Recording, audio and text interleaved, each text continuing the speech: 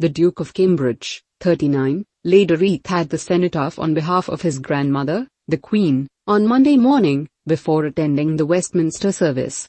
Anzac Day, which falls on April 25, observes the anniversary of the start of the First World War Gallipoli Peninsula landings.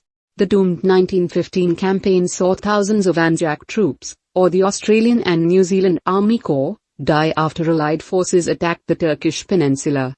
The aim was to take control of the Dardanelles Strait, a critical route towards Russia and the Black Sea. But the campaign failed to gain ground, and the forces withdrew from the area 8 months later. The Anzac spirit is celebrated on April 25 as a show of endurance and discipline. It is marked with a National Day of Remembrance in Australia and New Zealand.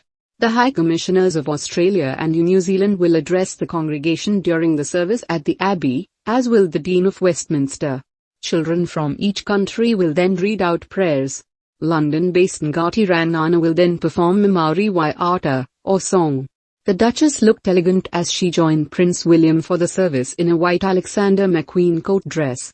Kate, 40, previously donned the ensemble for her daughter, Princess Charlotte's christening. The outfit also made another appearance in 2017, when Kate and William attended a memorial for the centenary of the Battle of Passchendaele in Belgium. She paired the dress with Princess Diana's Collingwood earrings and a sleek marching headband. Ahead of the service, Prince Charles and Camilla, Duchess of Cornwall, praised the gallant comradeship of the Anzac spirit in a statement. They alluded to the war in Ukraine in their message, with a note of encouragement for those fighting for freedom in the face of oppression. The future king, 73, and the Duchess wrote, "As we pause to reflect on the sacrifice of the armed services personnel of Australia and New Zealand in 2 world wars, and in other conflicts and peacekeeping operations, our thoughts will also be with those communities around the world who are being torn apart by violence and conflict, and those who are fighting for freedom in the face of oppression." The landings have been marked in London since the first anniversary, when King George V sat on the throne.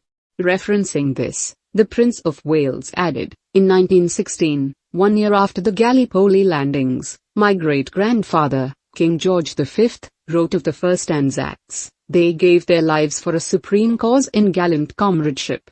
106 years later, gallant comradeship remains a defining mark of the uniformed men and women of New Zealand and Australia.